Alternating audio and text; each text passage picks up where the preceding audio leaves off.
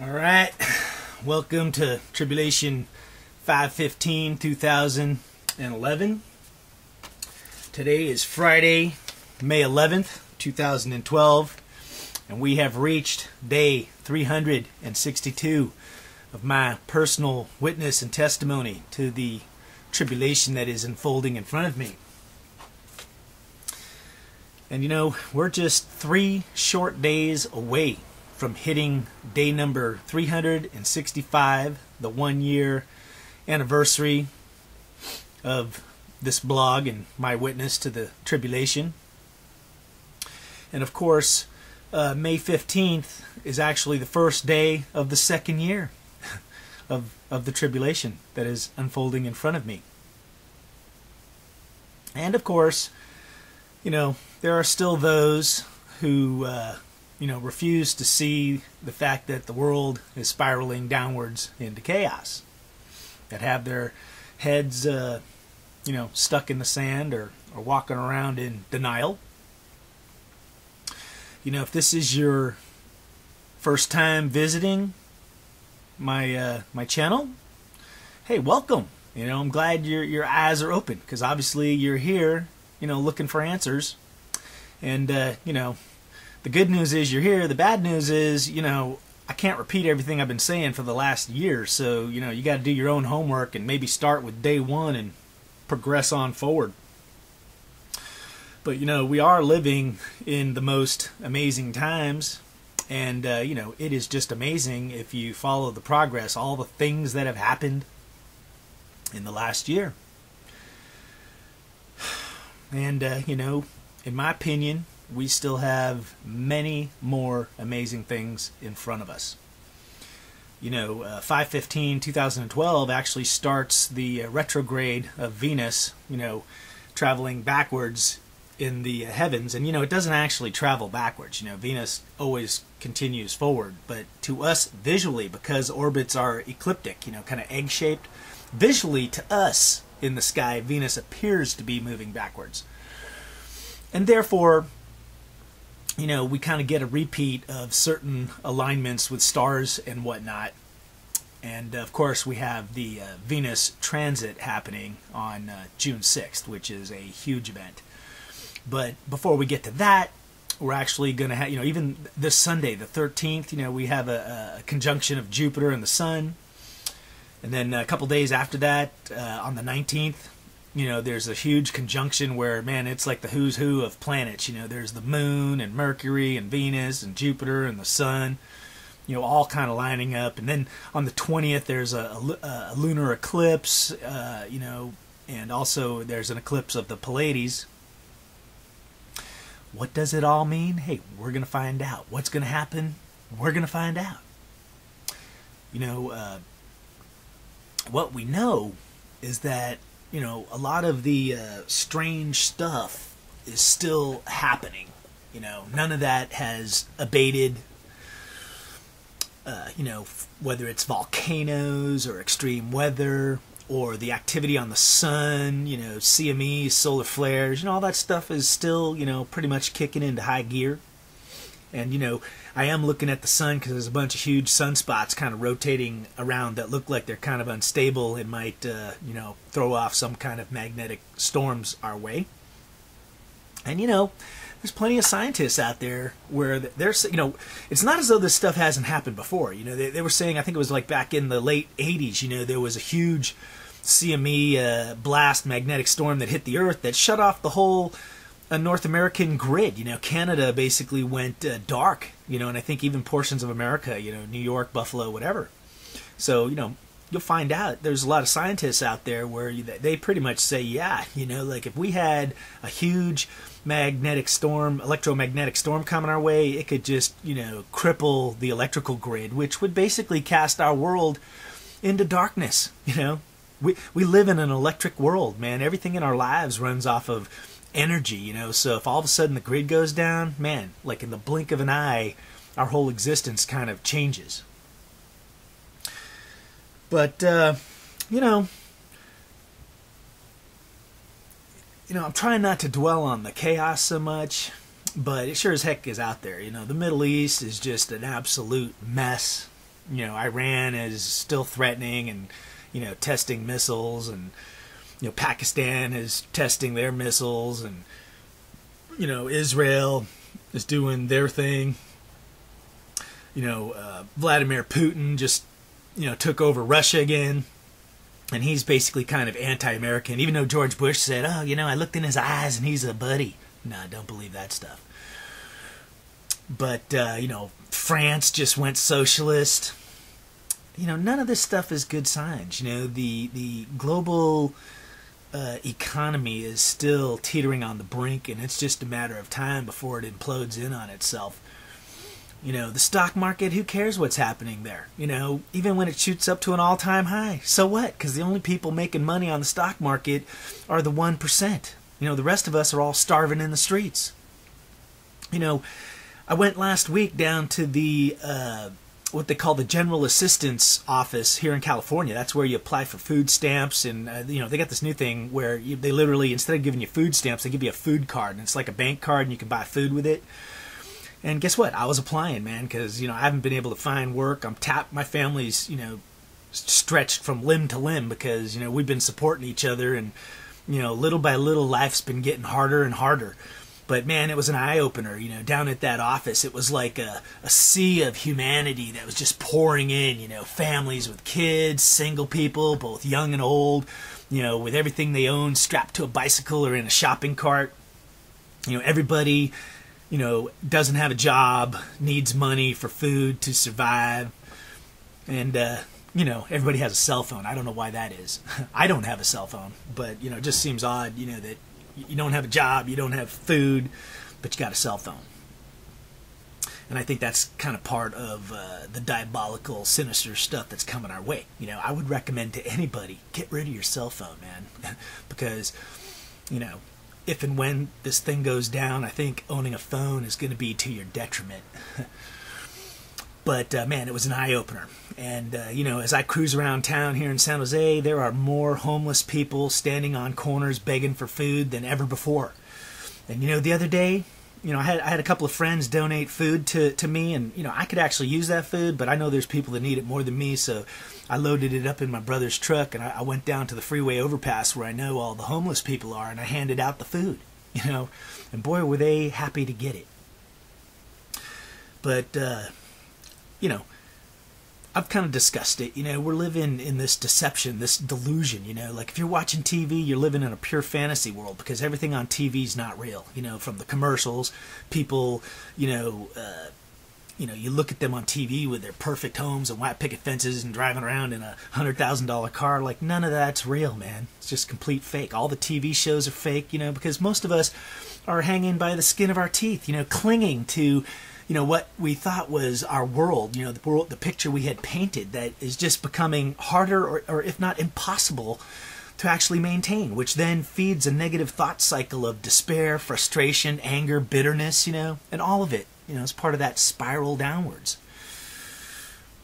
I was shopping at Safeway, and, one of my friends there, a woman that works the self-checkout counter, she was looking really worried and distraught, and I asked her, what's the problem? And she was like, man, we're gonna go on strike. And I was just like, well, it doesn't seem like a good time to go on strike. And she's like, I can't. She goes, what, a strike is gonna devastate me, I'm barely making it. And I'm like, well, why are you going on strike? And she's like, they're taking away everything, our health benefits, and we're not going to make it either. We have no choice. So, we're in a lose-lose situation. We don't strike and we can't make it. We strike and we can't make it. That's the America we're living in, my friends, is lose-lose. It used to be we were living, this country used to be the land of opportunity, but, who's actually getting the opportunities now? And even the opportunities that are being offered to us, like, oh, hey, go to college, retrain yourself for a job that doesn't exist, and put yourself in debt, $100,000, $200,000, $300,000, enslave yourself. But it's all for your own good. It'll lead to a better life. Right. The lies are like a mile thick. But that kind of brings me to, the topic for today's video, which is separation. I've kind of talked about we're all having to make a choice, about the fork in the road, that you can't straddle the fence anymore, but as a result of that, what's happening is a separation, and it's happening on multiple levels in the world we're living in. It's happening on physical levels, it's happening on mental levels, it's happening on spiritual levels. Like one little dirty secret nobody wants to let you know is that one concept of separation is our own brains, our own minds. We have a left and a right hemisphere, and you know what? They were separated a long time ago by, sinister forces, because God created us, and, He created our brain to work, both sides, the left and the right. But I'll tell you a secret, my friends, our brains have not been working, together. Most people are either dominated by the left or the right side, and if you study the brain, you'll understand what implications that has for you in your life and how you go about viewing things. But the other little secret is somebody caused that and wanted that, and they're still out there, and they're throwing the deception on both sides of the hemispheres of our brain. Like the left side is basically associated with logic and science and math, and there's complete distortion on that side of the brain as well. Nothing is as it seems or appears. And likewise, the distortion and the deception is on the right side.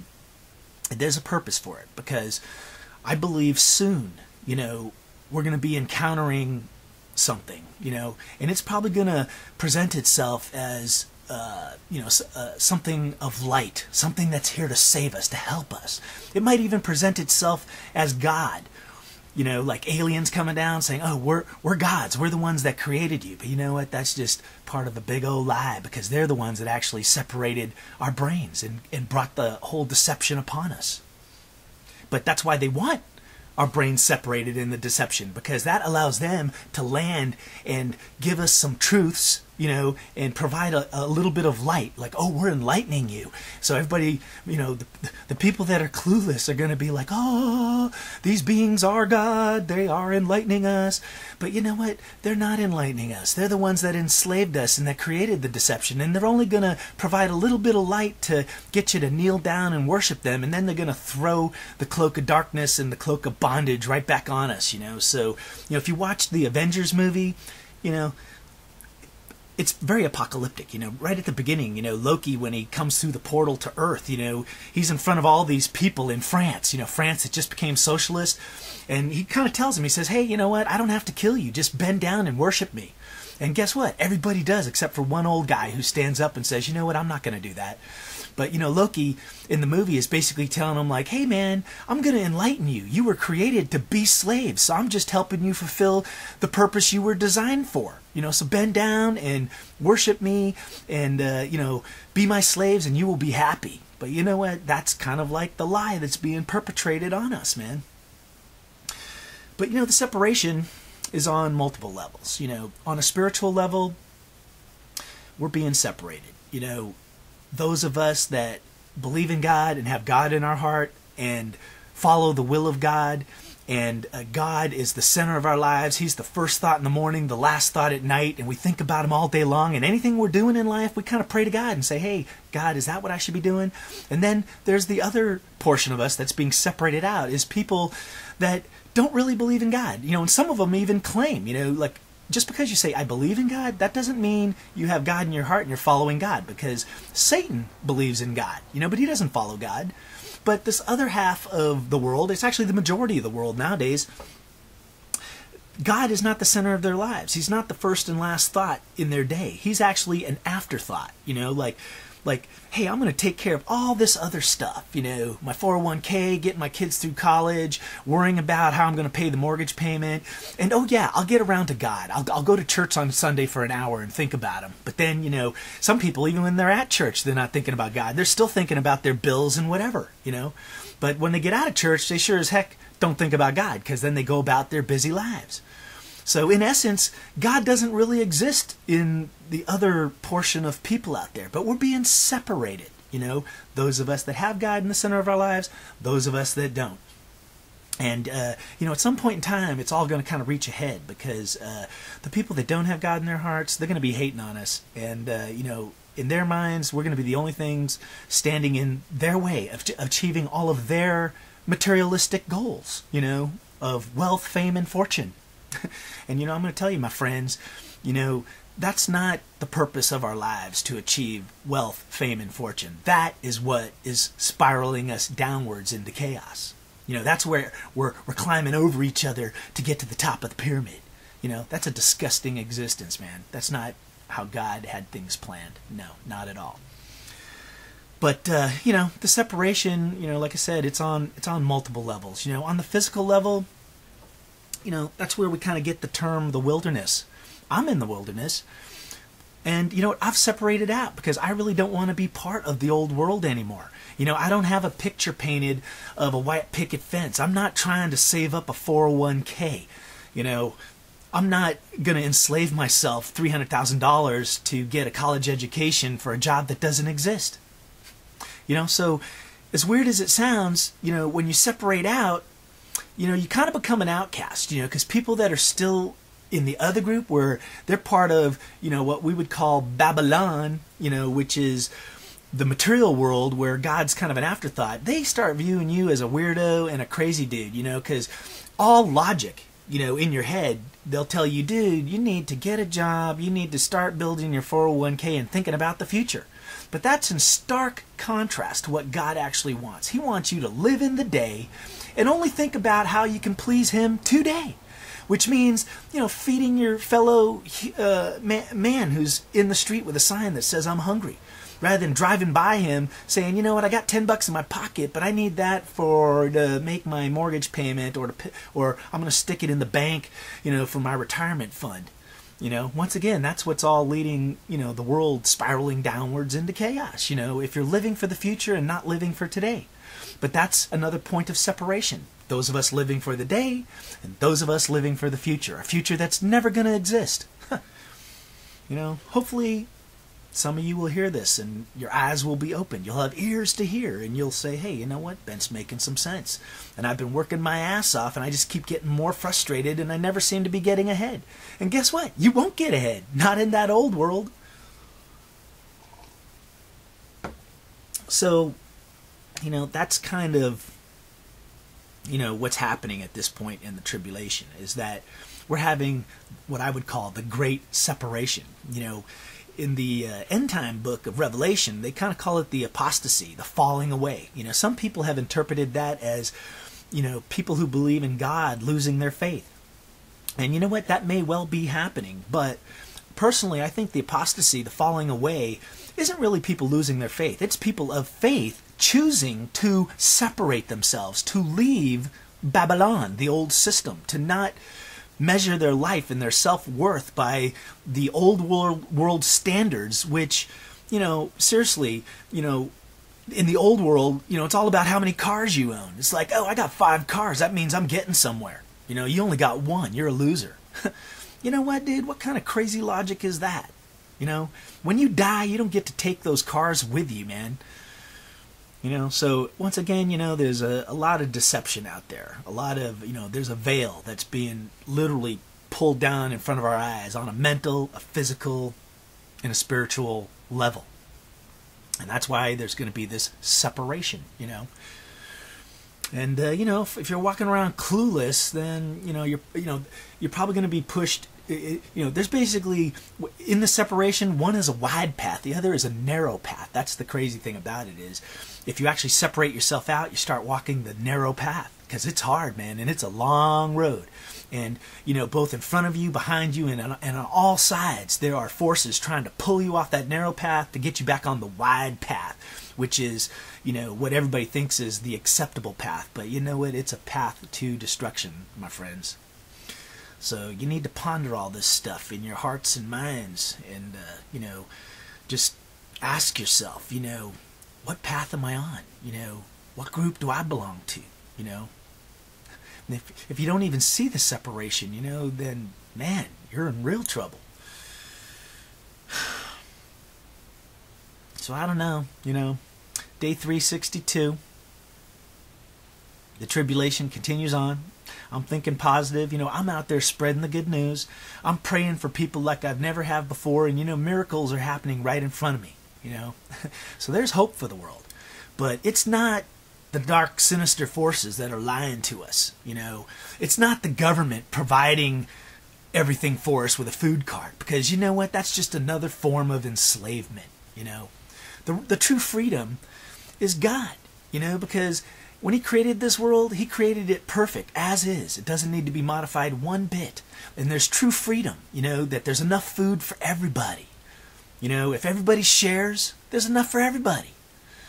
But of course, you know, in the old world, you know, sharing, you know, that's a word, you know, I bet you if you look it up in the dictionary, it's probably not even there anymore.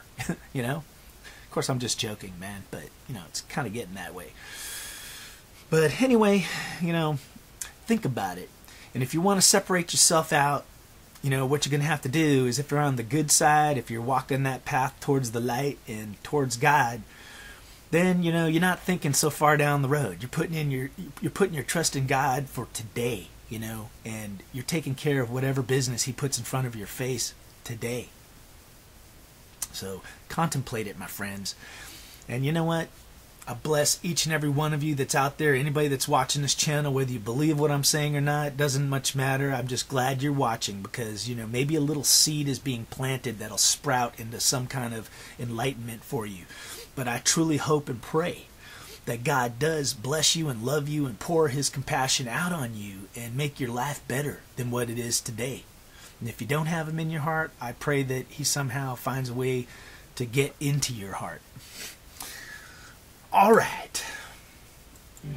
Keep your head up. Keep the faith.